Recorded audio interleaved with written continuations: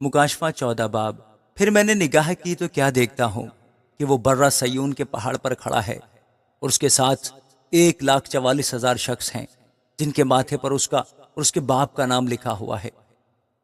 اور مجھے آسمان پر سے ایک ایسی آواز سنائی دی جو زور کے پانی اور بڑی گرج کی سی آواز تھی، اور جو آواز میں نے سنی وہ ایسی تھی جیسے بربت نواز بربت بجاتے ہوں، جو تخت کے سامنے اور چاروں جانداروں اور بزرگوں کے آگے گویا ایک نیا گیت گا رہے تھے۔ اور ان 1,44,000 شخصوں کے سوا جو دنیا میں سے خرید لیے گئے تھے، کوئی اس گیت کو نہ سیکھ سکا۔ یہ وہ ہیں جو عورتوں کے ساتھ آلودہ نہیں ہوئے بلکہ کنوارے ہیں۔ یہ وہ ہیں جو برہ کے پیچھے پیچھے چلتے ہیں، جہاں کہیں وہ چاہتا ہے۔ یہ خدا اور برہ کے لیے پہلے پھل ہونے کے واسطے آدمیوں میں سے خرید لیے گئے ہیں، اور ان کے منہ سے کبھی جھوٹ نہ نکلا تھا، وہ بے عیب ہیں۔ میں نے ایک اور فرشتہ کو آسمان کے بیچ میں اڑتے ہوئے دیکھا، جس کے پاس زمین کے رہنے والوں کی ہر قوم اور قبیلہ اور اہل زبان اور امت کے سنانے کے لیے ابدی خوشخبری تھی۔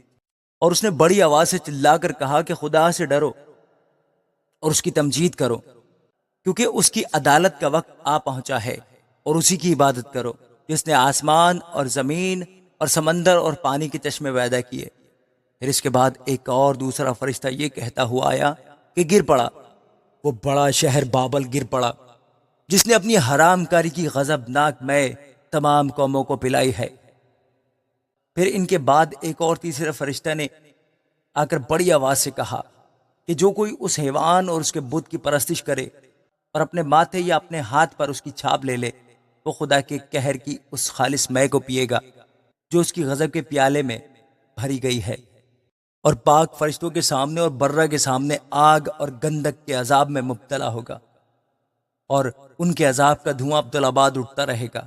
اور جو اس حیوان اور اس کے بت کی پرستش کرتے ہیں اور جو اس کے نام کی چھاپ لیتے ہیں، ان کو رات دن چین نہ ملے گا۔ مقدسوں یعنی خدا کے حکم پر عمل کرنے والوں اور یسوع پر ایمان رکھنے والوں کے صبر کا یہی موقع ہے۔ پھر میں نے آسمان میں سے یہ آواز سنی کہ لکھ، مبارک ہے وہ مردے جو اب سے خداوند میں مرتے ہیں۔ روح فرماتا ہے بے شک، کیونکہ وہ اپنی محنتوں سے آرام پائیں گے، اور ان کے اعمال ان کے ساتھ ساتھ ہوتے ہیں۔ پھر میں نے نگاہ کی تو کیا دیکھتا ہوں کہ ایک سفید بادل ہے، اور اس بادل پر آدم ذات کی مانند کوئی بیٹھا ہے، جس کے سر پر سونے کا تاج اور ہاتھ میں تیز درانتی ہے۔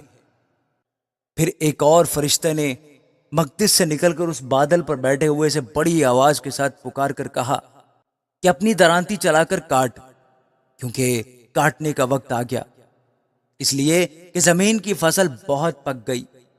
پس جو بادل پر بیٹھا تھا اس نے اپنی درانتی زمین پر ڈال دی، اور زمین کی فصل کٹ گئی۔ پھر ایک اور فرشتہ اس مقدس میں سے نکلا جو آسمان پر ہے، اس کے پاس بھی تیز درانتی تھی۔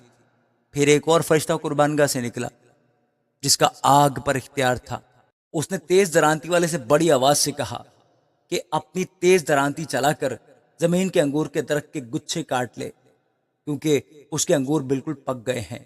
اور اس فرشتہ نے اپنی درانتی زمین پر ڈالی اور زمین کے انگور کے درخت کی فصل کاٹ کر خدا کے قہر کے بڑے حوض میں ڈال دی، اور شہر کے باہر اس حوض میں انگور روندے گئے، اور حوض میں سے اتنا خون نکلا کہ گھوڑوں کی لگاموں تک پہنچ گیا، اور 1600 فرلانگ تک بہہ نکلا۔ آمین۔